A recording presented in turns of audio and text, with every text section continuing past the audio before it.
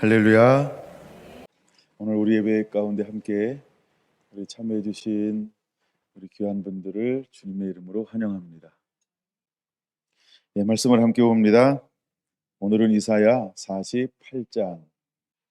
우리가 10월 달부터 하루에 한 장씩 이사야서를 읽어 나가고 있습니다. 오늘은 48장을 읽는 날입니다. 우리 48장 보겠습니다.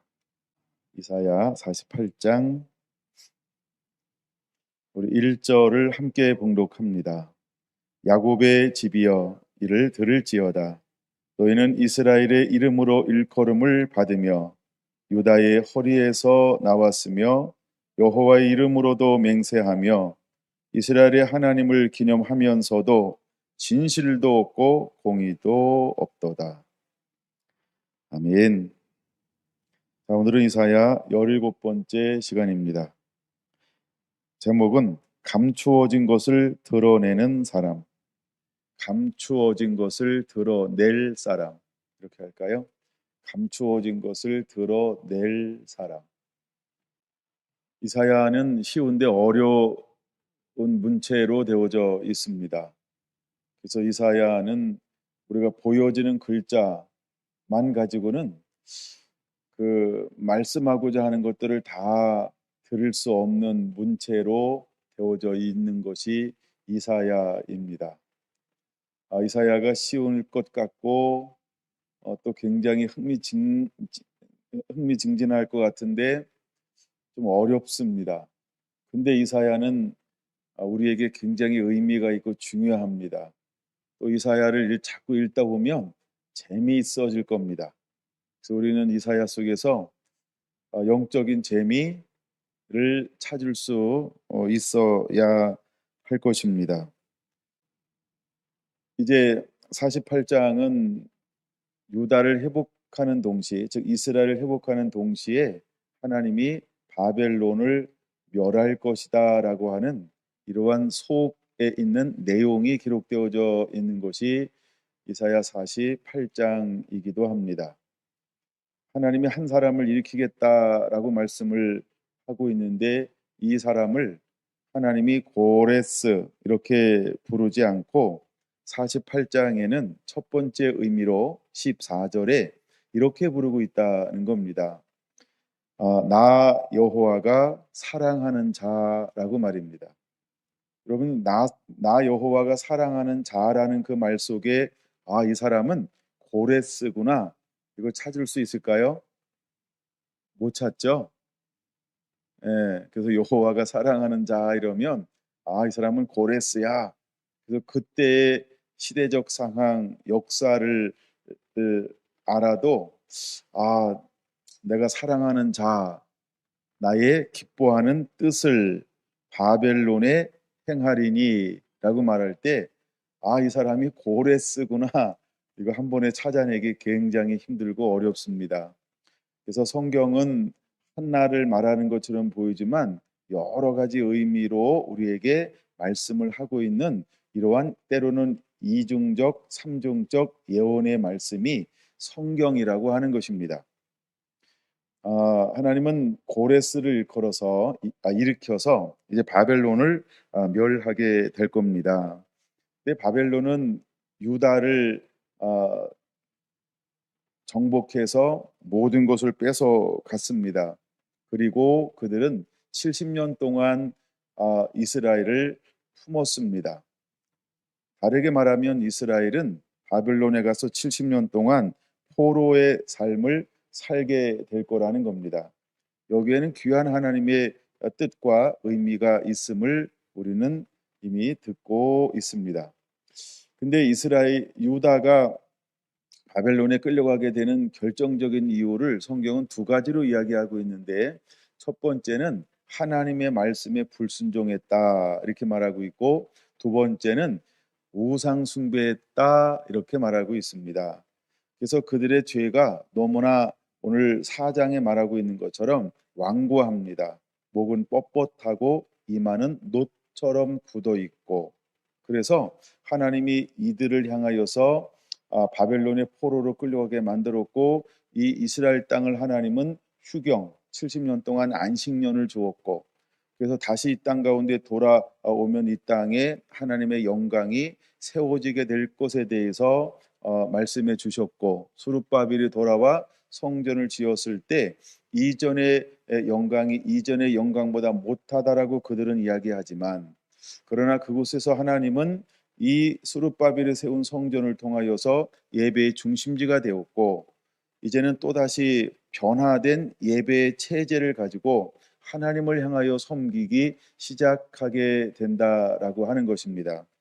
포로 이전과 이후에 많은 그 예배에 또 하나님께 나가는 변화들이 일어나기도 합니다. 그것 중에 하나가 무엇이 없어졌을까요? 지성소에 있어야 할 법궤가 그 이후에 완전히 사라져 버렸어요. 그 전에는 무엇이 있었을까요? 법궤가 있었습니다. 그러니까 법궤가 있었어도 뭐 할 수 있다? 예, 이스라엘은 망할 수 있다는 거예요. 우리가 이미 이가붓이라고 하는 엘리 시대 때에 법궤를 가지고 나갔지만, 그 법궤를 지금 가자에게 뺏겼던 것처럼 법궤가 있어도 우리가 법궤를 의지의 대상이 아니라는 거예요. 그렇죠? 법궤는 우리가 하나님 말씀에 순종할 때 하나님의 인자와 영광이 나타나는 영광의 영광이라는 거예요. 우리가 법궤는 상징적인 의미가 있는 것이지, 우리가 법궤를 신처럼 섬기면 안 되는 거죠. 마찬가지로 우리에게 있는 은사나 능력이나 기름 부음도 이것은 하나님의 선물이라고 하는 거예요. 우리가 이것을 맹신할 필요는 없다. 우리의 초점은 어디다 두어야 된다? 그렇죠? 예수님에게 우리의 초점을 두어야 한다는 거예요. 그래서 우리는 언제나 매번 동일한 마음을 가지고 예수님을 의지하고 예수님을 바라보는 자가 되어야 한다. 이런 걸 우리에게 보여주고 있다는 것입니다. 바빌론의 포로가 된 이유를 우리가 성경을 가지고 있으니까 이사야 39장부터 보면, 39장부터 한번 복습을 한번 해보려고 합니다. 이것은 무엇을 보여주고 있냐는 거죠. 여러분, 39장에서 바벨론에서 온 사자들 이렇게 표현하고 있어요. 하나님의 은혜와 권능을 증거하는 대신에 히스기야 왕은 자기 자신을 드러냄으로 말미암아 이사야 선지자를 통하여서 내가 보였던 모든 것이 바벨론으로 옮겨지게 될 것이다 라고 하는 이 말을 듣는 것이 39장인 것입니다. 그럼 왜 사신들이 왔을 때 모든 것을 열어서 다 보여줬을까라고 하는 거예요. 여러분, 우리는 하나님의 영광을, 하나님의 은혜를, 하나님의 권능을 드러내고 나타내야 하는데, 히스기야는 무엇을 드러냈을까? 자신의 영광을 드러냈다라고 하는 겁니다. 그래서 결국은 이것이 하나님의 선지자를 통해서 모든 것이 다 바벨론으로 이제 끌려 이동되어지게 될 것이다 라고 말하면서 멸망에 대한 것을 예견하고 있는 것이지요. 40장 27절에 보니까 유다가 멸망받는 이유 중에 여러 가지 이유를 한번 먼저 잠깐 이렇게 관점으로 살펴보면, 첫 번째가 자기 연민에 빠져 있었다라고 하는 겁니다. 40장 27절 한번 같이 읽어볼까요? 야곱아, 어찌하여 내게 말하며 이스라엘아, 내게 이르기를 내 길은 여호와께 숨겨졌으며 내 송사는 내 하나님에게서 벗어났다 하느냐라고 말하면서 자기 연민에 빠져 있었다라는, 자기를 너무 사랑하는 거예요. 자기를 사랑합니다. 그래서 어제는 하나님의 어떤 은혜를 전적으로 의지하는 것이 아니고 이미 자기에게 있는 것들을 향한 것들을 의지하고 앙망하고 소중하게 여깁니다. 그 대신 우리가 정말 해야 될 것이 무엇일까? 우리가 해야 되는 것은 여호와 하나님을 앙망하는 자가 되어야 한다는 것을 보여주고 있죠. 두 번째, 그들은 스스로 영적 소경이고 귀머거리였음에도 불구하고 그들은 스스로 보고 그들은 안다라고 생각했다라고 하는 것입니다. 42장 18절 그들의 상태가 어떤 상태였을까? 42장 18절 시작. 너희 못 듣는 자들아 들으라. 너희 맹인들아 밝히 보라. 그들은 듣지 못하고 보지 못함에도 불구하고 그들은 안다라고 생각했습니다. 이것이 유다가 멸망받는 데에 교만함이 싹트는 그런 계기가 되었던 것이지요. 42장 21절 이하에 보면 그들은 영적으로 둔감하여 징벌의 의미를 깨닫지 못하고 있는 것을 볼 수 있습니다. 그래서 많은 것들을 잃어버릴 거예요. 그래서 25절까지 이 부분의 25절 마지막 부분 한번 읽어볼까요? 그 사방에서 불타오르나 깨닫지 못하며 몸이 타나 마음에 두지 아니하는도다. 대수롭지 않은 가벼운 것으로 그들은 여기기 시작했다라는 것입니다. 43장 22절 이하에 보면 24절까지 무엇에 대해서 지적을 하고 있냐 하면 야곱아 너는 나를 부르지 아니하였고 이스라엘아 너는 나를 괴롭게 여겼으며 내 번제의 양을 내게로 가져오지 아니하였고 내 제물로 나를 공경하지 아니하였느니라. 나는 제물로 말미암아 너를 수고롭게 하지 아니하였고 유황으로 말미암아 너를 괴롭게 하지 아니하였거늘 너는 나를 위하여 돈으로 향품을 사지 아니하며 희생의 기름으로 나를 흡족하게 하지 아니하고 내 죄짐으로 나를 수고롭게 하며 내 죄악으로 나를 괴롭게 하였느니라. 이들은 어떤 길을 걸어가고 있을까요? 참된 신앙의 길을 벗어버리고 예배를 망각하는 하나님을 온전히 섬기는 것에서 벗어나서 자기가 하고 싶은 대로 길을 걸어가는 이렇게 타락하고 변질되어진 그런 모습을 가지고 있다라는 겁니다. 언제나 나라가 무너질 때 하나님의 사람들이 가장 중요하게 찾아봐야 될 것들은 무엇이냐 하면 과연 저 사람들은 예배가 바로 서 있는가 이것을 우리는 살펴보아야 한다는 것입니다. 우리가 그럴듯할 수 있어요. 많은 모형을 가지고 있을 수 있어요. 오늘 48장에도 그런 부분들을 보여주고 있을 것인데 언제나 우리는 하나님이 기뻐 받으시는 내가 드리는 예배가 아니고 하나님이 원하시는 예배를 내가 드리고 있는가 이것을 우리는 찾아보아야 한다라고 하는 것입니다. 다섯 번째로는요. 45장 9절에서 25절까지를 보면 그들은 민족적 자만심에 빠져서 하나님의 경고에 귀 기울이지 않는 모습을 그대로 보여주고 있습니다. 그다음에 여섯 번째로는요. 45장 9절 이하에 보니까 하나님께 향변하는 태도를 보여주고 있어요. 그다음에 그들은 어찌하여 하나님께서 우리에게 이렇게 행하셨냐라고 말하면서 오히려 하나님을 향하여 항변하고 있다라고 하는 것이죠. 그다음에 46장 8절에 보니까 그들은 하나님을 향하여 어떤 태도를 취하고 있나요? 너희 패역한 자들아라고 말하면서 그들은 굉장히 반역적인 상태로 점점점 죄악으로 깊이 빠져들어가는 것을 볼 수 있고 그다음에 46장 12절에 보니까 그들을 어떤 상태라고 표현하고 있나요? 마음이 완악하여라고 말하고 있습니다.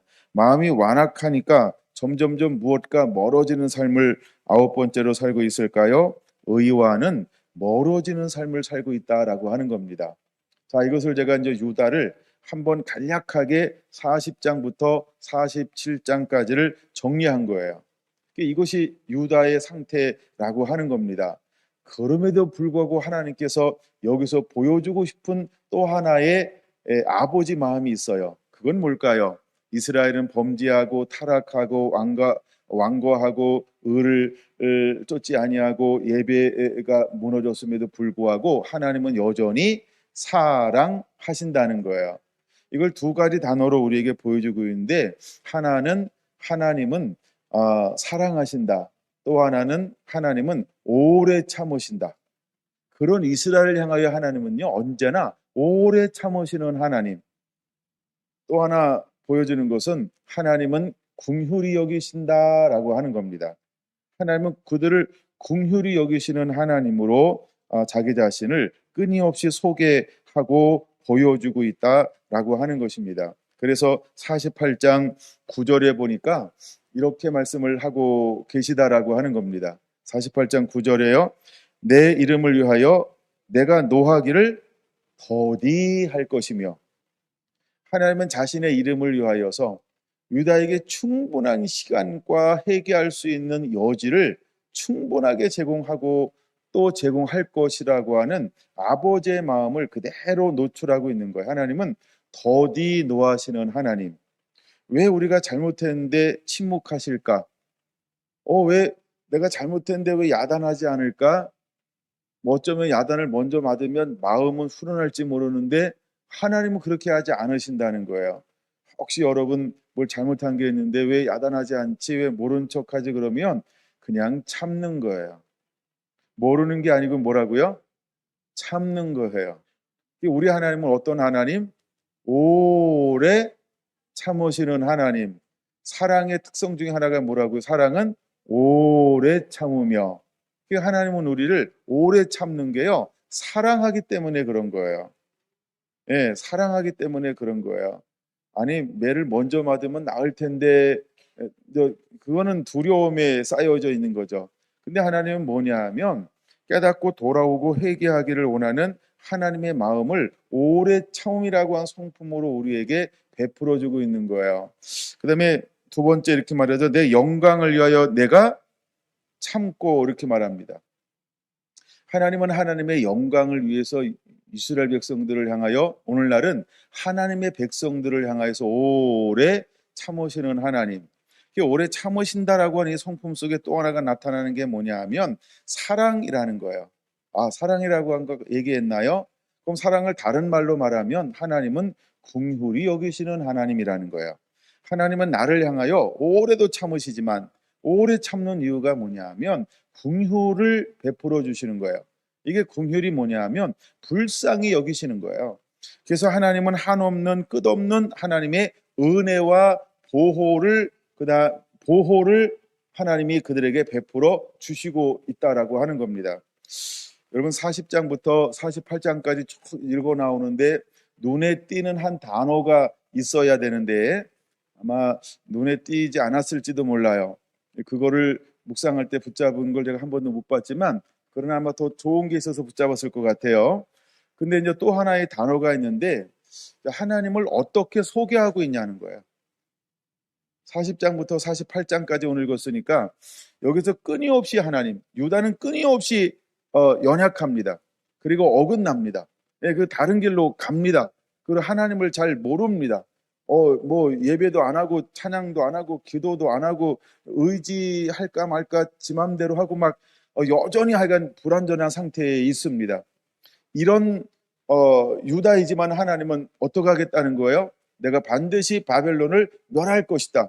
그리고 내가 너를 다시 회복할 것이다. 내가 너를 새롭게 할 것이다. 내가 너를 새롭게 할 것이다. 내가 한 사람을 세울 것이다. 내 기뻐한 자를 세울 것이다. 하나님의 영을 그에게 부어줄 것이다. 그리고 은혜를 부어줄 것이다. 왜 그런지 아니? 이러면서 이때 딱 이 제사가 나와야 될 거예요. 하나님은 내가 누군지 아니? 이러면서 하나님 자신을 소개한 한 단어가 있어요. 그 단어가 뭔지 아실까요? 성경의 첫 장에 나오는 단어예요. 첫 장의 제목이죠. 하나님은 어떤 하나님이실까요? 네. 창조의 하나님이시라고 하는 거예요. 나는 창조의 하나님이시다라고 하나님을 창조주로, 창조자로, 여기 이제 48장에는 7절에 이렇게 나와요. 이 일은 지금 창조된 것이요 하면서 하나님이 어떤 하나님으로? 창조의 하나님. 자기 자신을 창조의 하나님으로 소개하고 있어요. 창조의 하나님. 하나님 만물을 다스리는 하나님. 하나님은 너희를 조성하신 하나님. 그리고 우리의 모든 것들을 회복하실 수 있는 하나님. 어떤 고장이 나도 하나님은 내게 가져와. 그러면 아주 손쉽게 고칠 수 있는 하나님. 예. 지금 이스라엘이 어떻게 막 타락하고 어떻게 망가졌어도 하나님의 손에 붙들리면 하나님은 쉽게 원상태로 회복시킬 수 있는 하나님. 하나님을 뭐로 소개한다고요? 나는 창조의 하나님이다. 오늘 집에 가서 잠이 안 오시는 분은 창조라는 단어를 쭉 40장에서 찾아보세요. 그렇구나, 그렇구나, 그렇구나 하다 잠이 올지 몰라요. 너무 흥분이 돼가지고. 하나님은 어떤 하나님으로 보여주고 있냐면 창조의 하나님으로 우리에게 자기 자신을 보여주고 있다라고 하는 겁니다. 그럼 이제 창조의 하나님을 보여주면서 이스라엘을 향하여서 1절에 이제 세 가지로 그를 부르고 있다라고 하는 거예요. 이 세 가지로 부르는 것은 굉장한 의미가 있다는 것이죠. 다시 이제 48장 1절을 볼 겁니다.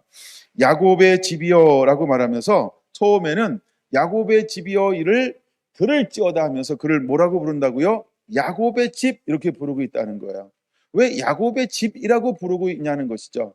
왜 옛 이름을 사용하냐는 거예요. 왜? 아브라함과 이삭과 야곱의 하나님이라고 하는 하나님은 어떤 하나님? 언약의 하나님. 이걸 상기시키는 거예요. 나는 언약의 하나님이다. 나는 너의 민족 조상들에게 약속한 하나님이셔. 난 너희 민족들에게 약속한 게 있어. 난 이 약속을 잊어버리지 않았다. 나는 반드시 이 약속을 지킬 것이다.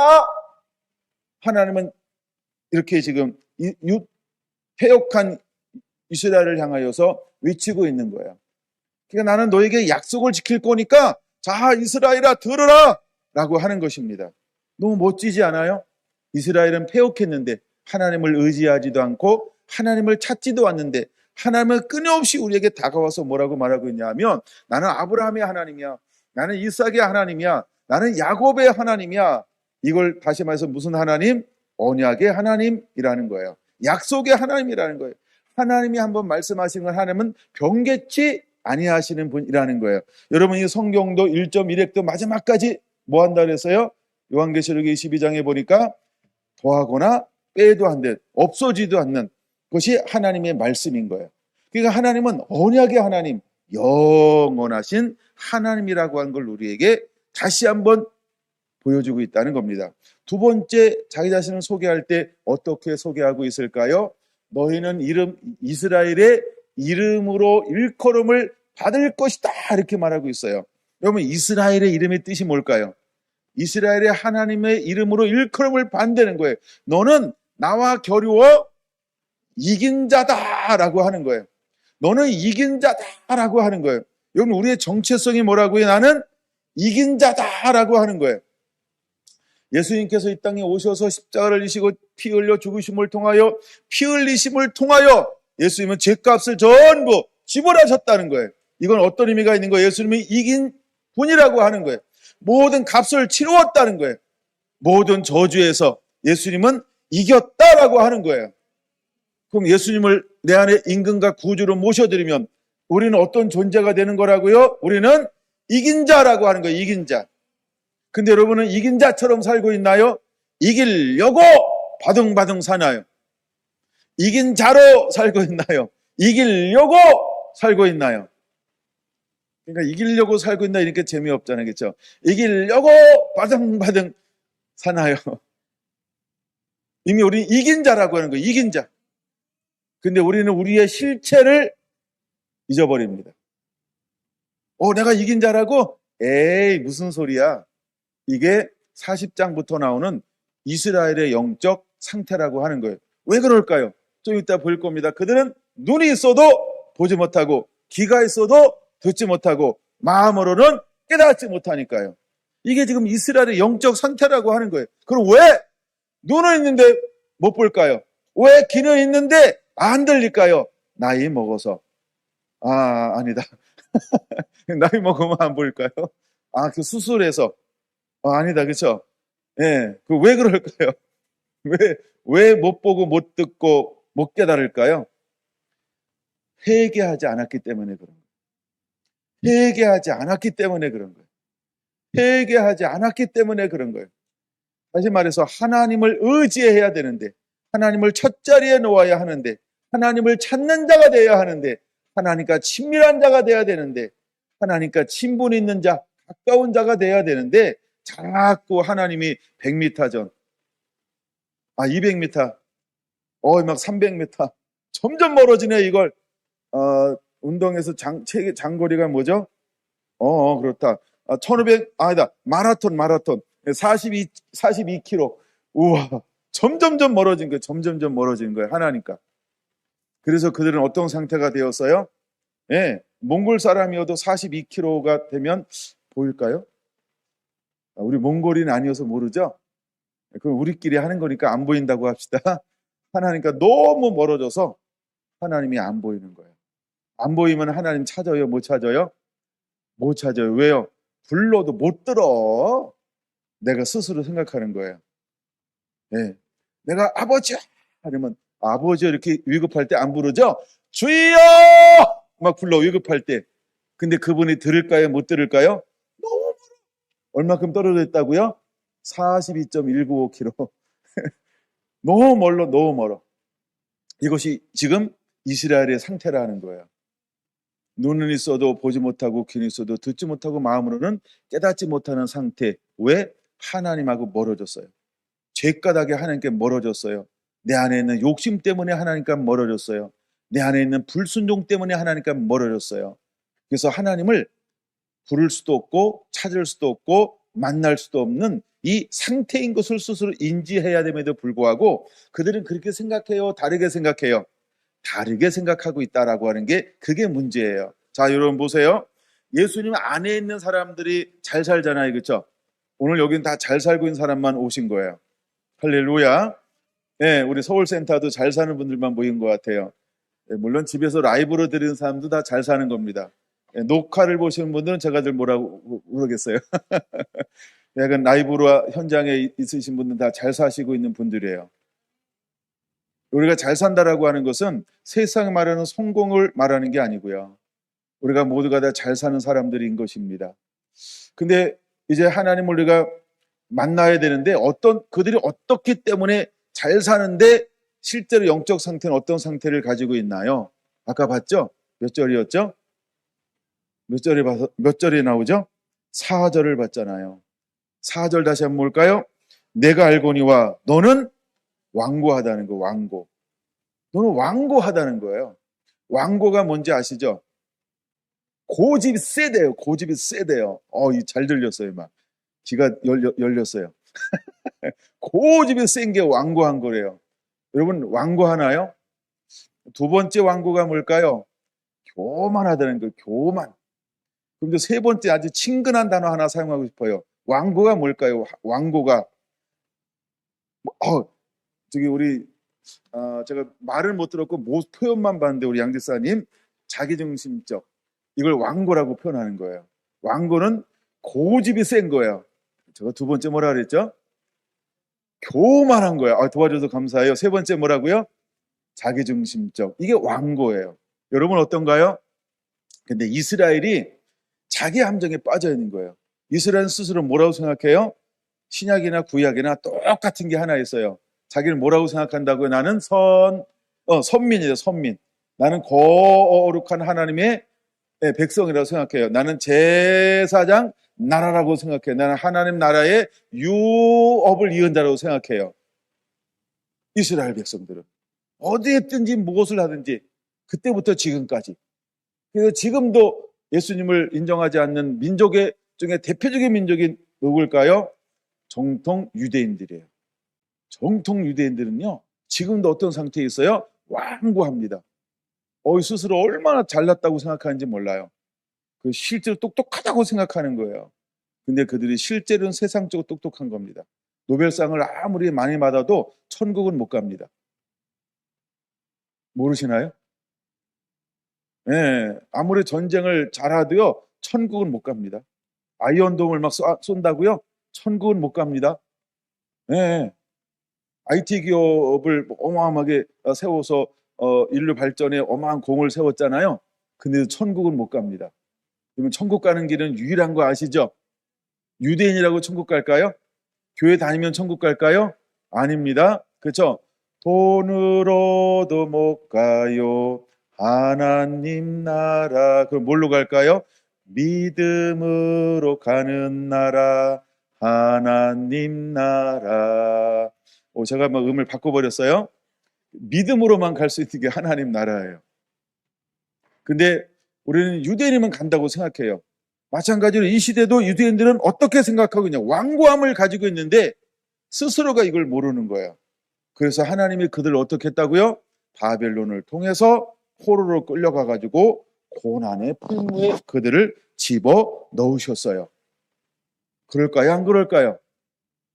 대답이 없으면 10절로 잠깐 갔다 오겠습니다.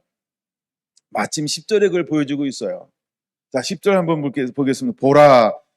잘 보세요. 어떻게 했나? 하나님이 내가 너를 연단하였으나 은처럼 하지 아니하고 너를 고난의 풀못불에서 택하였노라. 아멘. 하나님이 그들이 완고하니까, 하나님을 안 찾으니까, 그들이 교만하니까, 그들이 고집이 세니까 또 하나 해야 되는데 뭐였죠? 자기 중심적이니까 도와줘야 돼요. 예, 자기 중심적이니까 하나님의 그들을 어떻게 했다고요? 바벨론이라고 하는 풀못불에 집어넣어 버렸어요. 여러분 풀못불 한번 갔다 오고 싶죠? 싫어요? 사드락도 누구죠? 사드락도 아샤라, 미사엘, 또 몰라요? 그렇구나. 예, 그래서 우리가 사드락과 메삭과 아벳느고는 풀못불에 들어갔나요? 들어가려고 했었나요? 들어갔죠. 뭘 보여주는 걸까요? 이스라엘을 실제로 그 상태를 보여주는 거예요. 지금 하나님이 유다를 어디로 집어넣는 거예요?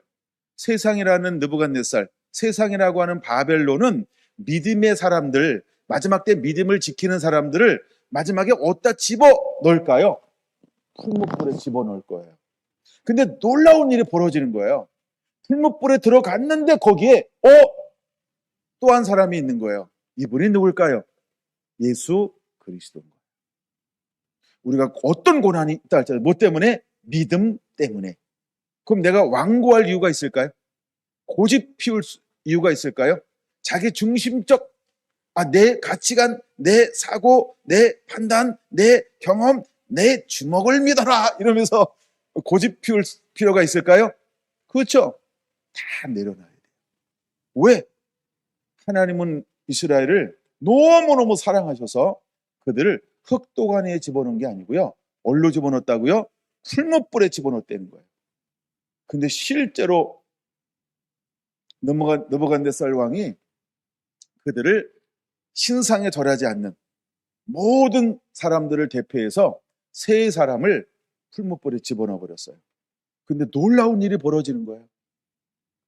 그들은 옷 하나, 머리털 하나 끌리지 않았대요. 자신 있는 분 여기 연통에다가 한번 이렇게 살짝, 물론 저를 느부갓네살처럼 보지 마시고요. 네, 7배나 더 뜨겁게 했대요. 7배나 더 뜨겁게 했대요. 우린 적당히 틀었는데도 덥네요. 예, 뭘 보여주는 걸까요? 여러분, 우리가 얼마나 이스라엘이 완고했는지를 보여주는 거고 하나님이 이스라엘을 얼마나 사랑하는지를 보여주는 거예요. 우리에게 고난이 왔을 때 고난이, 우리가 시련이 왔을 때 시련이 그냥 잘못된 거라고만 바라보면 그게 잘못된 거예요. 하나님은 우리를 어떻게 하신다고요? 사랑하신다는 거예요. 어떻게 사랑한다고요? 오래도록 끝까지, 아까 1절에서 봤던 것처럼 어떤 하나님? 언약의 하나님. 이 하나님을 우리가 알아야 돼요. 두 번째, 이스라엘아라고 하는 건 뭐냐면 이긴 자라고 해요. 이긴 자. 너는 이미 이긴 자라고 하는 걸 우리는 깨달아야 돼요. 근데 우리 이긴 자처럼 살지 않죠. 그래서 하나님을 멀리 떠날 수 있어요. 여러분들이 이긴 자인 걸 기억하시기를 바랍니다. 또 하나 이제 1절에서 부르는 게 있어요. 10절 갔다 올라가는 겁니다. 이제 세 번째 뭐라고 부르고 있냐면 이렇게 부르고 있다는 거죠. 유다, 유다의 허리에서 나왔으며 이렇게 말하고 있어요. 우리가 유다 그러면 무엇이 생각날까요? 유다는 뭘 의미하는 걸까요? 왜 하나님이 야곱아, 이스라엘아, 유다야 라고 하는 다양한 이름으로 부르고 있을까요? 우리가 먼저 야곱아 라고 하는 건 뭐라고요? 언약의 하나님, 약속의 하나님. 두 번째 이스라엘아 라고 하는 건 어떤 하나님? 이기게 하신 하나님, 너는 이긴 자다라고 하는 거예요. 그다음에 유다라고 하는 건 뭘까요? 하나님은 예수 그리스도를 누구의 혈통을 통하여 주신다고 그랬어요? 예, 유다의 후손인 다윗의 후손인, 그렇죠? 유다에게서 뭐가 나오는 거예요? 다스릴 자. 그래서 유다는 뭘 의미하는 거냐 하면 다윗의 혈통을 얘기하는 거예요. 그럼 그 혈통을 통하여 누가 오시는 걸까요? 예수 그리스도가 이 땅 가운데 오시는 거예요. 그래서 너는 유다의 허리에서 나왔다라고 하는 말은 이렇게 우리가 정의했으면 좋겠어요. 너는 거룩한 백성이야, 이런 거예요. 유다라고 하는 게 무슨 의미라고요? 너는 거룩한 백성이야 라는 거예요. 여러분, 우리는 하나님의 언약이 있는, 약속이 있는 사람들입니다. 우리는 이긴 자입니다. 우리는 거룩한 백성입니다. 이제 우리는 거룩함을 드러내는 이 삶을 보여줘야 하는 것입니다. 쫀쫀하게 계속 이기게 해주세요, 이기게 해주세요, 주세요 이것만 사는 것이 아니고 이제 우리는 거룩하신 하나님을 드러내는 삶을 사는 자가 되어야 할 줄로 믿습니다. 할렐루야. 크게 두 번째 나눌 건데요. 2절부터 그러니까 2절부터 5절까지 정도 볼까요? 3절까지인가? 여기 보면 뭐가 나오냐 하면 위형과 내실, 한번 이렇게 한번 적어보세요. 위형과 내실. 이걸 한마디로 말하면 그 당시 유대인들의 믿음의 실체를 말하는 거예요. 그들은 어떤 믿음을 가지고 있냐는 거예요. 믿음의 실체를 보여주는 건데, 위형과 내실, 한번 이렇게 한번 살펴보려고 그러는 거예요. 그들은 어떤 위형을 가지고 있을까? 이 1절에 보니까 그는 이렇게 말합니다. 첫째, 여호와의 이름으로 맹세하면서. 두 번째, 이스라엘의 하나님을 기념하면서. 뭐가 없어요? 진실도 없고 공의도 없다는 거예요. 그러니까 그들은 위형적으로는 뭐예요? 여호와의 이름으로 맹세해. 근데 진실도 없고 공의도 없어요. 그 다음에 두 번째, 하나님의 이름을 기념하면서도 그들은 말씀이 없어. 우리는 예수님의 이름으로 기도합니다 그러면 다 응답받을 것처럼 생각하시죠? 반응이 제가 약간 헷갈리도록 봅니다 지금. 네. 네. 여기서 말하는 진실이라고 하는 걸 그냥 우리가 어려운 단어일 수 있으니까 의 이렇게 적어 놓으세요. 의라고 하는 건 하나님의 말씀이에요. 똑같이 공의도 하나님의 말씀이에요. 그럼 진실도 없고 공의도 없다라고 하는 건 뭐냐 하면 하나님의 말씀에 순종하는 삶이 없다는 거예요.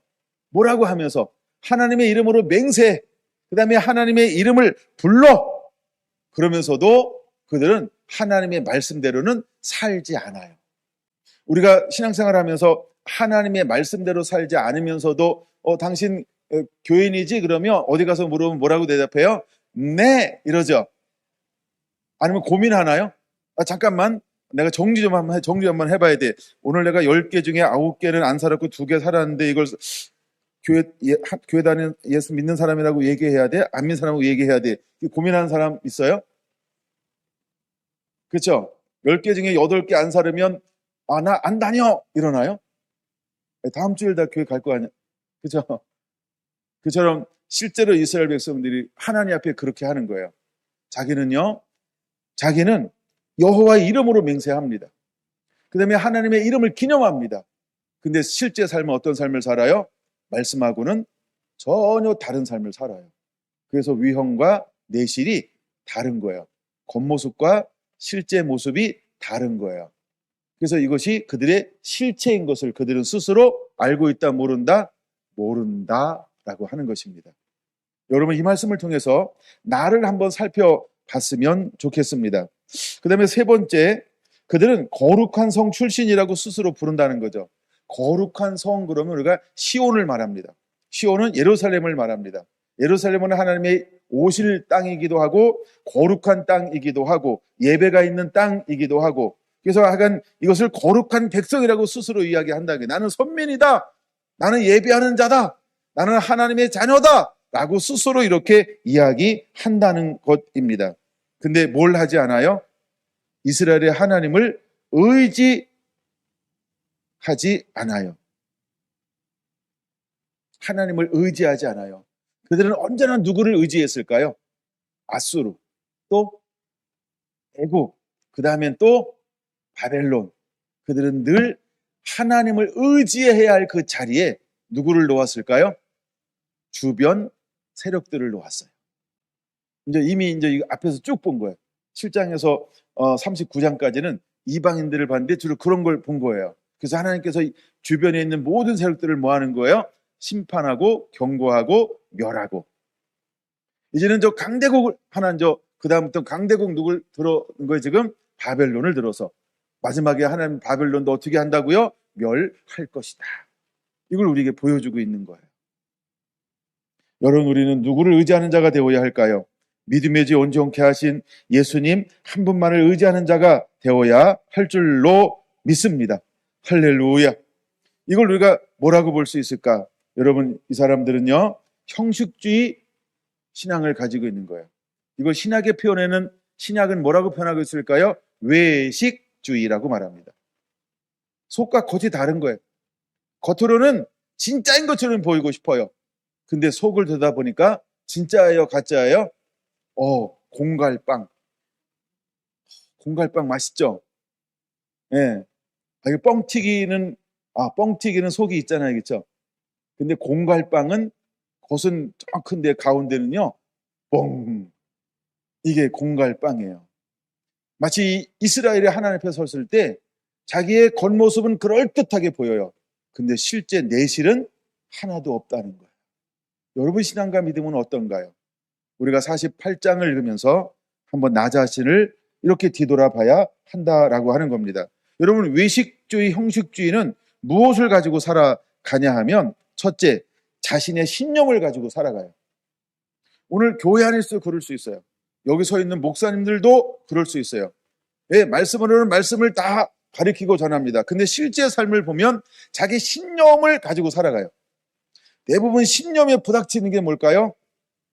이상한 얘기 하나 할 건데, 이상하지 않을지 뭐 좀 하고, 어쨌든 이상한 얘기 하나 할 거예요. 정치적 앞에 딱 가잖아요. 그러면 다 뭐가 드러나요? 말씀이 드러나는 게 자기 신념이 드러나는 거예요. 나는 영원한 야당, 나는 영원한 여당, 뭐 이런 거. 근데 요즘엔 정권이 왔다 갔다 하니까 하여간 그때그때 바꿔야 되니까 바쁘겠어요. 이런 게 신념이라는 거예요, 신념. 정치적만 그럴까요? 그렇지 않습니다. 그렇죠? 신앙생활은 이렇게 해야 돼라고 하는 자기만의 뭐가 있을까요? 룰, 자기만의 규칙, 자기만의 규범, 내가 배운 거, 이런 게 있을 수 있어요. 이런 게 난 이렇게 배웠어 이래가지고요, 이거를 나이 먹으면 먹을수록 꺾는다 안 꺾는다? 내 고개를 꺾는 한이 있어도 마음은 안 꺾는다. 그럴 수 있어요. 이걸 뭐라고 말한다고요? 신념이라고 해요. 신념이라고 할 수 있어요. 여러분, 고개를 돌리지 마시고 마음을 꺾으시기 바랍니다. 이스라엘 백성들이 이 4절이 그런 거예요. 완고하여, 이게 안 꺾는 거야, 안 꺾는 거야. 나는 죽어도 안 변해. 그때는 하나님께서 어떻게 했어요? 알았다, 그럼 죽어. 이래가지고 어디로 가게 만들었어요? 바벨론 가서 어디로 집어넣었어요? 불 속에서라도 불 속에 집어넣었어요. 네, 불 속에 집어넣었어요. 근데 다음 세대가, 영광의 세대가 돌아오는데 누가 돌아오냐면, 그때 쓰임받는 사람이 누구냐면 70년이 지났는데 안 죽은 사람이 있을까요, 없을까요? 있다가 답입니다.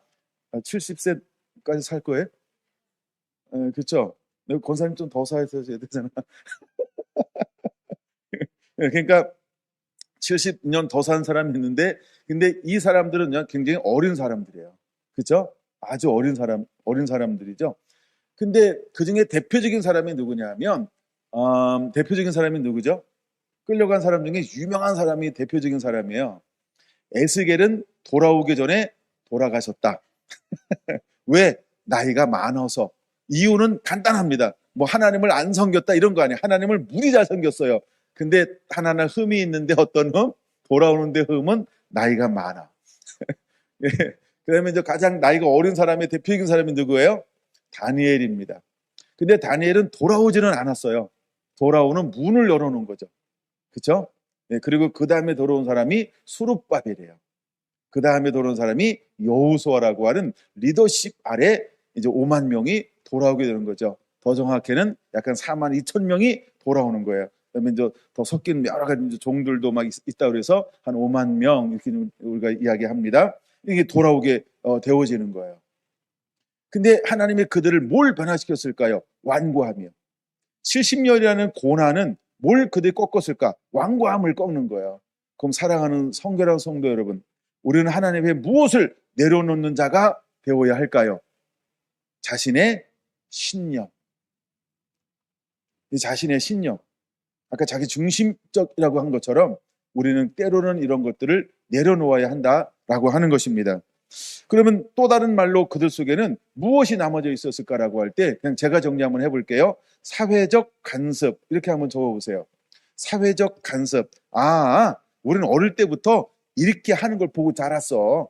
아이고 우리 교회는 이렇게 하는 거요. 우리 교회는 추리를 만든다 안 만든다? 안 맞는다. 왜 안 맞는다? 목사님의 개인적 성향 싫어함. 그래서 저희 교회 여기 추리를 놓은 적이 한 번도 없어요. 왜? 내가 싫어서. 누구의 가치관이에요? 담임 목사님의 가치관. 아니 이걸 누가 놨어? 장로님이 이래야 돼. 누가 놨어? 권사님이 이래야 돼. 그래가지고 추리를 누가 저 바깥에 만들어 놨더라고요. 아무 말 안 함. 근데 드디어 올해 아내 추리를 만들려고 그래요. 어떤 생각을 했냐 하면, 그치. 우리 어릴 때 추억 있잖아요. 그쵸? 성탄절의 추억. 그래, 때로는 추억을 살려주는 것도 필요하겠다. 두 번째, 우리 달아나는 다음 세대에게, 성탄절에 일반적인 어떤 경험을 만들어주는 것도 또 해야 될 일 중에 하나다. 그래서 아이들을 위해서 추리를 한번 만들자. 그게 지금 추진하고 있어요. 돌아오는 주일은 추수감사절 때문에 이제 안 되고 그 다음 주일에 만들 거예요. 내가 추리를 안 하게 된 배경은 다 있는데 나중에 시간 되면 가르쳐 드릴게요. 나간 우리의 성탄절은 주인공이 썰매도 아니죠. 썰매 탄 사람이 누구죠? 그쵸? 그러니까 아니잖아요. 그쵸? 빨간 모자? 아니죠. 빨간 보따리 맨 사람? 아니죠. 그쵸? 근데 우리는 너무 이제 성탄절 그러면 자꾸 세상의 문화가 뭘로 바꿔놨어요? 네, 빨간 아저씨로 나왔어요. 배 안 나오면 절대 그 옷 입으면 안 돼. 희연 백발은 괜찮은데 수염이 안 나서 수염 달고 그럼 이것이 아빠인 걸 아들이 다 알아요? 몰라요? 알아요. 그쵸? 울면 안 돼. 울면 안 돼. 그날은 절대 안 울어. 그쵸? 하여간 우리가 이런 문화는 하여간 이런 게 문화라고 하는 게 문화. 근데 교회 안에 문화라고 하는 이름으로 뭘 대치했어요, 자꾸? 예수님을 대치를 하는 거예요. 이게 사회적 간섭이라고 하는 거예요. 예를 들어 이런 거예요. 그래서 저는 아예 뭘 한 거예요? 발을 들여놓지 못하게 해야지. 이러잖아요. 그래서 요즘에 트리를 보려면 어디로 가라? 경주에 없는 백화점으로 가라. 훨씬 잘해놨어요. 올해도 부산에는 불빛 축제를 합니다. 얼마나 요란하게 만들어 놓을까요? 차라리 거기를 시간 내서 갔다 오세요. 근데 이제 우리가 추리가 하나 들어오는 게 그게 큰 문제겠습니까? 처음에는 다 좋은 모습으로 와요. 이게도 성탄절인데 남들도 다 하는데 우리도 하나 해보자. 이렇게 너무 쉬울 수 있어요. 근데 자꾸 하나씩 들어오고 하나 들어오면 뭘 가져와요? 갔다가 이제 막 지팡이도 하나 매달아 놓고 선물 상자도 하나 매달아 놓고 그거 안 하려고. 내가 제일 깔끔한 걸 보여준 이유가 그런 데 있어요. 내가 어디까지 깔끔하게 해야 되는데 내가 불빛 하나만 허용할게. 불빛 하나만. 고민을 많이 했어요. 불빛을 한다 그러는데 그래, 불빛까지 내가 허용하자고. 내가 너무 요란하지 않게. 그래서 정말 우리가 이걸 보는 게 아니고 누굴 봐야 돼요? 예수님을 보는 거예요. 이걸 뭐라고요? 사회적 간섭이라고 그러는 거예요. 교회가 다 하는데 왜 특별하게 성결한 교회는 안 해요? 막 이런 거 있잖아요. 왜 사람들은 다 하는데 왜 특별히 기독교인들은 안 해요? 막 이런 걸로 우리를 공격해 올 수 있어요. 근데 그 안에 뭐가 있다고요? 이방의 문화, 사단의 문화가 있어요. 할로윈데이도 할 말이 많은데, 그쵸? 예. 근데 그 전부 귀신의 문화예요. 근데 뭘로 우리 안에 들어왔어요? 문화라는 걸로 들어와요. 문화 간습이라고 하는 걸로 들어와요. 난 어릴 때부터 이렇게 했어요 이런 거예요. 근데 저는 제가 개척했으니까 상관이 없는데 이런 교회가 있어요. 목사님마다 다 목회관이 같아요, 달라요? 목회 철학이 다 달라. 어떤 목사님은 이걸 놨어. 또 어떤 목사님은 이거 안 했으면 좋겠는데 전에 목사님 하셨는데요. 뭐 그렇다면 그런데 하여간 나는 좀 그러네요. 그럼 또 어떤 갈등이 있어요, 없어요? 그쵸. 성도 안에 무슨 소리야. 옛날 목사님이 우리를 키워주고 양육해주고 여기까지 너 뭐 먹고 살았어. 네가 배는 누구 때문에 나온 거야. 막 이러면서 이제 지금 목사님한테 먹고 나온 거야. 지난 목사님한테 말씀 먹고 나왔지. 이 인간이 막 이러면서 이제 막 교회는 뭐가 생겨요? 양파가 막 생겨요. 파가 생겨요. 이거 하나 놓는데도 막 이래요. 이게 뭐라고요? 간습이라는 거, 간습. 이스라엘은 뭘 가지고 있었을까? 이런 간습이요. 그럼 잘 보세요. 이스라엘 안에는 다 하나님을 잘 섬겼을까? 그럼 얼마나 좋아, 그렇죠? 근데 잘 섬기는 사람도 있었는데 어떤 사람이 더 많았어요? 잘못 섬기는 더 많았어요. 그래서 어떻게 되는 거예요? 야, 바벨론으로 가 이러는 거예요.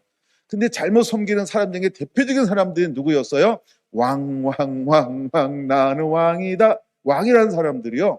뭘 섬겨요? 그렇죠? 때로는 우상이 한번 들어왔는데 우상이 들어오고 나서부터 우상을 완전히 없앤 왕이 있을까요, 없을까요? 한 명도 없다.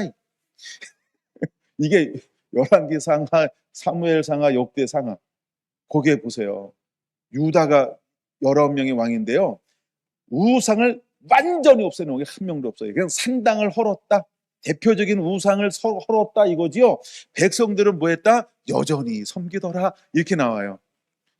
한 번 들어온 게 한 번 들어오는 건 쉬운데요. 이거 빼는 건요. 무지무지 어려워요. 제발이지. 그냥 목사님 마음대로 하게 좀 해. 에? 에? 에? 에? 목회 빼고 내가 다 들어주잖아, 우리 교회. 이해가 되죠? 그러니까 목회는 그냥 목사님이 하고 싶은 대로 한번 하게 하는 거예요. 왜? 사회적 간섭이 개개인의 생각들이 들어오면요. 너무 교회가 무질서해질 수도 있어요. 이걸 보여주고 있는 것이 40장부터 지금 48장까지 실제 흐르는 맥은 이런 게 흐르고 있는 거예요. 여러분 이것을 한번 잡아냈으면 좋겠습니다. 근데 이렇게 하는 이유가 무엇이냐라고 하는 거죠. 왜 그렇다고요? 첫째 그들이 5절은 너무 4절은 너무 소중해. 근데 완고하기 때문에 그런 거예요. 완고하기 때문에. 근데 완고한데 대표적인 두 개를 들이대고 있어요. 뭐를 들이대고 있죠? 4절 보세요. 첫째, 내 목은 새의 힘줄이요. 아니 목이 야 너 목에 기부스했냐 이런 말 있잖아요. 너 왜 목이 뻣뻣하냐 이런 거죠. 근데 목에 뭘로 돼 있다고요? 새 힘줄. 그래요? 숙일 수가 없어. 왜? 새 힘줄이라. 안녕하세요. 뭐 이런 거야 막. 왜? 목에 새 힘줄이라. 이 교만한 거야 이게. 이게 자기중심적인 거예요. 이게 완고하다는 거예요. 이게 완고하다는 거예요. 우리 뭐 할 줄도 알아야 되는데 겸손할 줄도 알아야 되는데 그렇죠? 목이 안 숙여지고 허리가 숙여지네. 겸손할 줄 알아야 되는데 목이 뭘로 돼 있어요? 새심줄. 바꿔 안 됩니다. 바꿔야 돼. 두 번째 뭐죠? 내 이마는 뭐라고요? 노수로 되어 있대. 노. 가장 강력한 재질을 가진 게 노시예요. 노성벽 이런 거 있잖아요. 그렇죠? 노은 가장 강력한 씨알도 안 먹힌다. 이게 노시예요. 노. 근데 뭐가 이마가 뭐예요? 낯짝이 뭐예요? 내 가치관이, 내 생각이, 내 체면이 나라고 하는 자아가 이런 걸 대표하는 게 놋이라는 거예요. 근데 뭐가 이마가 여러분 이마박을 좀 이렇게 노수로 만들면 안 돼요. 이게 씨알도 안 먹힌다. 가장 완고하다, 견고하다. 이런 걸 대표하는 거예요. 이런 게 새심줄 뭐 이런 거. 마음이요, 가치관이요, 생각이요, 뜻이요. 이게 지금 유다라고 하는 거예요. 잘못된 가치관 가운데 세워져 있는 유다. 그래서 하나님이 5절 보면은 하나님이 끊임없이 누구를 보낼까요? 누구를 보낼까? 거기 뭐 하나 선지자 뭐 이런 거 안 나오나? 선자가 안 나오고 예로부터 내게 알게 하였고 그럼 예로부터는 누굴 통해서 하나님께서 알게 한 걸까요? 선지자 이렇게 적어놔야 이제 얘로부터가 선지자라구나 이렇게 아는 거예요. 그래서 하나님은 끊임없이 유다 가운데 누굴 보내는 거예요? 선지자들을 막 보내는 거예요. 선지자는 하나님께서 말씀을 줘서 아버지의 마음을 전달하는 거예요. 그래서 끊임없이 그들에게 하나님이 뭘 보냈다고요? 선지자를 보냈어요. 그럼에도 불구하고 그들은 알았을까요? 돌이킬까요? 돌이키지 않을까요? 돌이키지 않는다라고 하는 것입니다. 여러분 어떨까요? 성결한 성도 여러분, 우리는 하나님 말씀에 겸손할 줄 알아야 한다는 거예요. 언제나 내 걸 내려놓고요, 시키는 대로 하는 거예요. 순전하고 신령한 젖을 먹는 사람은요, 우리가 적 앞에는 강하고 담대한데 하나님 앞에 설 때는요, 한없이 부드러운 사람이에요. 이걸 우리가 알부남이라고 그래요. 알고 나면 부드러운 남자. 우리가 하나님 앞에 섰을 때는요, 혹시 부드러워야 돼요. 할렐루야. 믿음의 짱이라고 하는 히브리서 11장에 기록된 믿음의 사람들의 면면을 찾아보면 이 사람들은 하나님 앞에 어떤 사람들이었을까요? 한없이 부드러운 사람이었다. 하나님 말씀하시면 그쵸? 그대로 행동하는 사람이요. 몇몇 살펴볼까요? 노아, 산꼭대기에 배를 지어라. 예, 배라는 걸 알까요? 모를까요? 처음 하는 작업이요. 그 얘를 바닷가에 져야 되는지 산꼭대기에 져야 되는지 개념이 있어요? 없어요? 개념이 없음. 개념이 없으니까 어떻게 해요? 시키는 대로 했다. 너무 멋있잖아, 그렇죠? 여러분 그럴 자신 있죠? 시키는 대로 할 거죠? 왜 대답을 안 하시는지 모르겠어요. 시키는 대로 하실 거죠? 아이고 좋아라. 서울셀 시키는 대로 하실 거죠? 네, 아멘. 네, 안 본다고 또 이렇게 막 고개 돌리고 그러면 안 돼요. 자, 하나님은 이런 사람들을 원하는 거예요. 할렐루야. 이게 노아라는 거예요. 그 다음에 몇 명 문다 그랬죠? 아브라함 볼까요? 아브라함은 어떻게 하나님을 불렀더니 어떻게 따라왔다고요? 갈 바를 알지 못하고. 이게 굉장히 대표적인 용어 아닙니까? 많은 사람들은 이유와 목적을 설명해 줘야 그럼 할게요 이러잖아요. 그렇죠? 그럼 할게요 이러잖아요. 여러분 얘기는 아니죠? 근데 아브라함은 이해가 안 됐어요. 더 중요한 거 몰라. 언제 갈지 몰라. 몇 시에 갈지 몰라. 하루 종일 기다렸어. 그렇죠? 하루만 기다렸을까요? 이틀을 기다리고 한 주를 기다리고 한 달을 기다리고 몇 년을 기다릴지도 몰라요. 중요한 거예요. 동서남북 어디로 갈지도 몰라요. 얼마만큼 걸어가야 되는지도 몰라요. 내가 얼마만큼 예비하고 준비해야 되는지도 몰라요. 그렇죠? 근데 하나님이 본토, 친척, 아비 집을 떠나 내가 내게 지시하는 땅으로 가라! 라고 할 때 어떻게 했다고요? 갈 바를 알지 못하고 갔다는 거예요.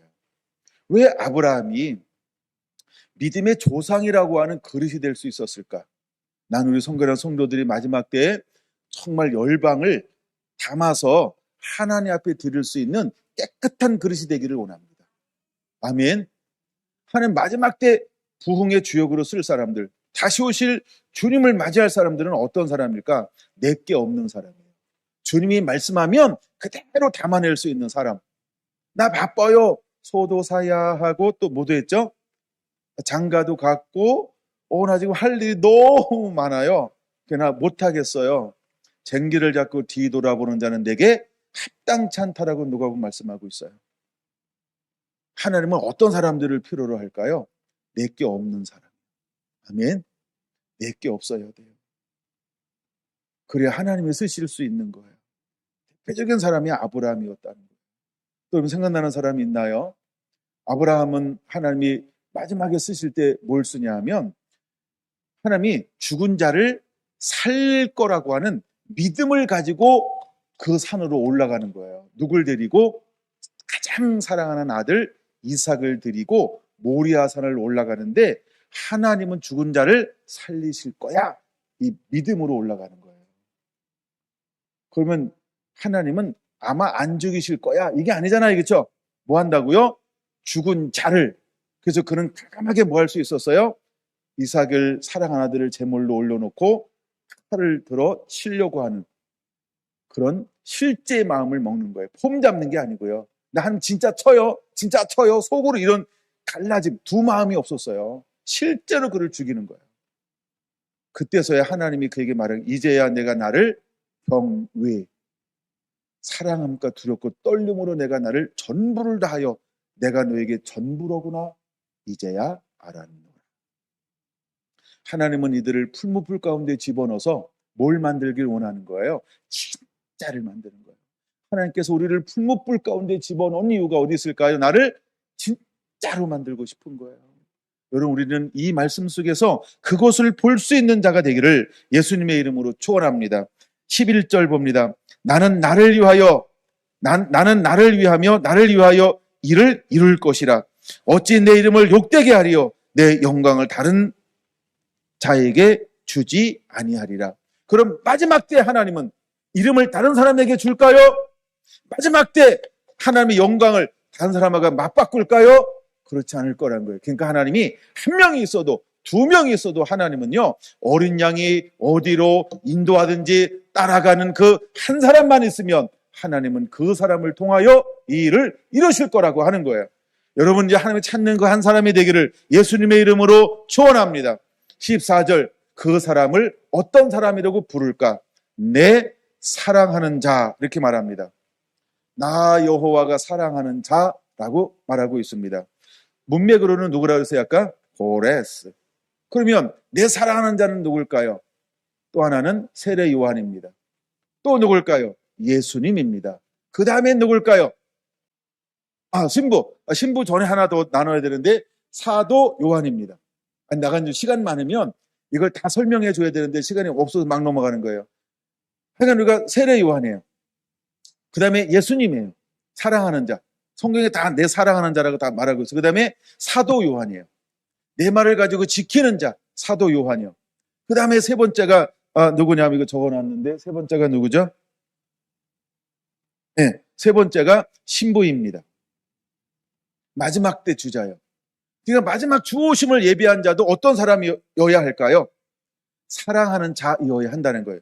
그리고 사랑하는 자를 애매모호하게 나 하나님 사랑해 그것 가지고 안 돼요. 성경으로 봐야 돼요. 사랑하는 자는 뭐냐 하면 하나님의 말씀을 가지고 지키는 자, 이게 하나님을 사랑하는 자예요. 그럼 여러분은 단순합니까?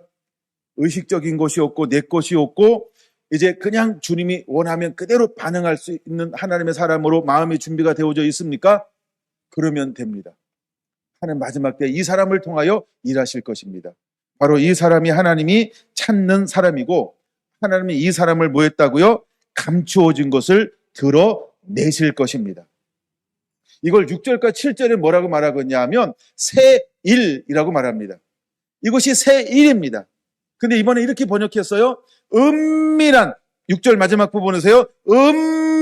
은비한 일을 이렇게 말합니다. 은비한 일, 언어로 가면 알아듣기 쉽게 감추어진 것 이렇게 표현하고 있습니다. 감추어진 것을 드러낼 것이다 라고 말하고 있습니다. 그러니까 한 번도 드러내지 않았는데 이제 마지막 때에 기뻐하는 자, 사랑하는 자를 통하여 감추어진 것을 드러낼 것이다 라고 말하고 있다는 거예요. 그럼 우리 성결한교회 부르심대로 우리는 뭘 하는 자로 준비가 되어져야 할까요? 마지막 때에 하나님의 감추어졌던 것을 드러낼 수 있는 이 하나님의 사람으로 준비가 되어져 있어야 할 줄로 믿습니다. 할렐루야. 하나님이 이 사람을 어떻게 할까요? 15절 보세요. 내가 그를 부르며 그를 인도할 것이며 그를 형통하게 할 것이다. 마지막 때가 오잖아요. 그럼 마지막 때는 불법이 성할 겁니다. 이 말은 뭐냐 하면 죄악이 관영할 거라고 하는 거예요. 다 폐역합니다. 악독합니다. 사납습니다. 짐승 같습니다. 배반합니다. 배역합니다. 약속 한 개도 안 지킵니다. 그 다음에 막 눈에 도끼를 달고 다녀요. 입에 모르겠어요. 입에 막 중상, 모량, 미움, 시기, 질투, 온갖 거 다 있어요. 신뢰할 사람 아무도 없어요. 근데 그게 마지막 때예요.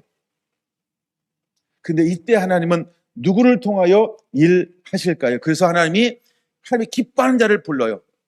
우리가 이제 40장에서 지금까지 본 것 중에서 또 하나 너무너무 중요한 거 하나 이거 잠깐 보여줬는데 뭘 거냐면 마지막 때 하나님은 하나님의 사람을 뭐 할 거예요? 철저하게 보호할 거라는 거예요. 지킬 거라는 거예요. 모든 필요를 다 채워주게 될 거라는 거예요. 이걸 믿습니까? 이게 하나님의 약속이에요. 제가 약속하면 뭐 그냥 허접한 건데 하나님이 그 약속하고 있어요. 뭐 할 거라고요? 지킬 것이다. 도울 것이다. 인도할 것이다. 이기게 할 것이다. 길을 낼 것이다. 예? 예? 그 다음에 아까 마지막에 형통하게 할 것이다. 하나님이 이렇게 하시겠다라고 약속하고 있다라고 하는 걸 믿으시기 바랍니다. 야곱이 라반의 집에 갔어요. 라반이 어떤 사람이에요? 속이는 사람, 빼앗는 사람, 신용이 없는 사람, 아주 불안당이죠. 칼 들고 합법적으로 뺏는 사람. 계약서 쓰고 몇 번이나 속여요? 10번이나 속였어요. 10번이나 속이기 전에도 그를 속이나요? 안 속이나요? 속이잖아요. 아이고 우리 동네에서 이런 법이 없지. 첫째가 안 가고 둘째가 가는 법이 없어. 이거 속인 거죠. 그렇죠? 끊임없이 라반은 속이는 자였어요. 근데 보세요 여러분. 하나님이 그와 함께 하니까 뺏겼나요? 하나님의 복을 줬죠.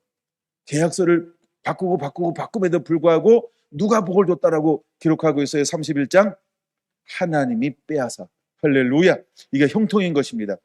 이 법칙이 늘 따라다니는 거예요. 그러니까 마지막에도 똑같습니다. 그럼 내가 해야 될 일은 뭘까요? 성결한 거예요. 아멘. 거룩한 거예요. 아멘. 말씀대로 사는 거예요. 아멘. 우리가 그거 하면 되는 겁니다. 하나님은 크고 작은 걸 부르지 않아요. 그 마음 성품을 가진 사람을 부르는 거예요. 그 인격을 가진 사람들을 부르는 거예요. 그 가치관을 가지고 살아내고 있는 사람들을 부르는 거예요. 여러분 작은 일에 하나님을 의지하시고 하나님을 신뢰하시고 주님만 바라보는 자가 되기를 예수님의 이름으로 축원합니다. 마지막입니다. 그때 하나님께서 우리에게 주시겠다라고 하는 게 하나 있어요. 이게 가장 중요하기 때문에 이걸 꼭 다루고 맞춰야 돼요. 그게 뭐냐 하면 16절입니다. 16절 보세요. 이제는 주 여호와께서 나와 그 영을 보내셨느니라. 할렐루야. 이사야 40장 하나님께서 한 사람을 세우실 거예요. 길을 여는 자. 뭘 그에게 부어준다 그랬어요? 내 영을. 성경을 찾아보겠습니다. 성경을 찾아보면 금방 나와요. 자, 40장. 하나님께서 그에게 앞으로 이제 길을 여실 세례 요한을 보내어 줄 겁니다. 근데 하나님께서 그에게 무엇을 부어준다고요? 여호와의 영광을 나타내고, 그래서 하나님의 성령을 그에게 부어주심으로 이 일을 드러내게 될 것이다 라고 하나님께서 우리에게 약속해 주고 있어요. 이 사람은 41장으로 넘어가서 보세요. 내 마음에 기뻐하는 자. 똑같죠? 48장 14절하고 똑같은 거죠. 나 여호와가 사랑하는 자, 내 기뻐하는 자. 그에게 하나님께 뭘 보여준? 내가 택한 사람을 보라. 내가 나의 영을 그에게 줄 것이다 라고 하나님이 뭐 하고 있어요? 약속하고 있는 거예요. 그 다음에 5절에도 영을 주시는 하나님, 그에게 하나님께서 영을 부어서 이 일을 하나님이 하게 하실 거라는 게 그 정도 보고요. 그래서 마지막 때 하나님께서 가장 중요한 게 뭐냐 하면 하나님은 성령을 부어서 주시겠다는 거예요. 근데 여러분 잘 보세요. 2000년 역사 가운데서 마귀는 합법적으로 교회, 교리, 조건을 가지고 무엇을 계속해서 탄압하는 역할을 하게 했을까요? 성령이 나타나면 소방수 역할을 했어요. 불 끌어오는 것처럼 계속해서 성령을 껐어요. 이게 2000년에 있었던 교회의 역사입니다. 근데 이제 시즌이 되니까 하나님께서 강력하게 성령을 부어주는 시기가 있었습니다. 그때가 언제부터일까요? 그것이 바로 우리는 20세기라고 말합니다. 1850년 그 이후에부터 이제 하나님은요, 전 세계에 드러나는 성령을 부어주기 시작을 하는 거예요. 이게 이제 요엘서 2장이 드러나는 거고, 그 다음에 1900년이 지나면서부터요, 하나님은요, 사모하는 자에게, 갈망하는 자에게, 배고픈 자에게, 불이 있는 자에게 하나님께서 뭘 막 부어주기 시작할까요? 강력한 성령의 임재와 영광을 능력과 권능으로 나타내게 했습니다. 그래서 1900년 동안 하지 못했던 일을요, 100년 만에 이 지구 땅에 지금 이루어진 걸 우리가 살고 있는 거예요. 그러면 1900년 동안 일어나지 못한 것을 이 100년 동안 이루어진 것을 이 시대에 우리가 살고 있어요. 근데 이것이 하나님은 무엇을 통하여 하셨을까요? 성령이 오셨네. 성령이 오셨네. 그렇죠? 우리가 갈망하고 우리가 사모하고 우리가 그렇게 부르짖었던 하나님의 성령을 부어주심을 통해서 하나님이 이 지구 땅 가운데 행하신 것입니다. 이것을 누가 부인할 수 있는 학자들이 누가 있을까요? 아무도 없어요. 끊임없이 사단은 교회를 통하여 이것을 끌려고 했어요. 스스로 잘못했다, 스스로 이단이다, 스스로 계속해서 끌려고 했습니다. 그러나 이분은 꺼지지 않습니다. 지금도 전 세계에서 가장 복음화가 강력하게 일어나는 교단들이 있어요. 이 사람들은 어떤 교단일까요? 우리가 소위 말하는 오순절파라고 하는 거예요. 어디에 가장 강력한 부흥이 일어나고 있을까요? 성령의 역사가 자유롭게 일어나는 그 교단을 통하여서, 그 교회를 통하여, 그 사람들을 통하여 하나님께서는요, 이 땅 가운데 잃어버린 수많은 영혼들을 생명으로 어둠에서 생명으로 인도하고 있다라고 하는 거예요. 이게 하나님의 놀라운 숨은 뜻이라고 하는 거예요. 이게 감추어진 비밀입니다. 여러분에게 마지막 때 하나님은 우리를 어떻게 들어 쓰시고 사용할까요? 예수님도 30년 동안 이 땅 가운데 오셔서 아무것도 하지 않았어요. 그러나 그가 드러날 때 어떻게 드러나셨을까요? 요단강에서 세례를 받을 때 하늘의 문이 열리면서 비둘기 같은 성령의 그 위에 임하심을 통하여서 뭘 하기 시작했어요? 공생애라고 하는 부르심의 사역의 길을 걸어갈 수 있었어요. 저는 사도행전 10장 38절을 기억합니다. 하나님이 나사렛 예수에게 성령과 능력을 기름 붓듯 하셨음에 두루 다니며 서로 착하고 선한 일을 행하실 수 있었어요. 이는 하나님이 함께 하심이니라. 이제 우리는 이 시대에 살고 있는 거예요, 여러분. 주님께서 오시기 위해서 마지막이 악하고 타락하고 불법이 성할 이 세대에 우리가 무엇으로 겸비한 자가 되어야 할까요? 두 개입니다. 하나는 말씀이요, 하나는 성령인 것입니다.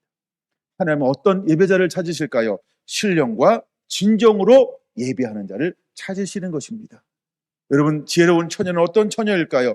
여러분, 등도 가져야 됩니다. 기름도 가져야 합니다. 우리가 진리라는 말씀의 등불을 가져야 합니다. 이것을 태우기 위해서는 한량없는 성령이 임해야 할 줄로 믿습니다. 하나님의 이 비밀을 여기에 숨겨놓고 있는 거예요. 그러면 이 시대를 살아가는 성도나 성도 여러분, 이제 우리는 말씀의 사람이어야 합니다. 우리는 성령이 인도함 받는 하나님의 사람이어야 할 줄로 믿습니다. 이렇게 일어나게 되기를 예수님의 이름으로 축원합니다. 아멘.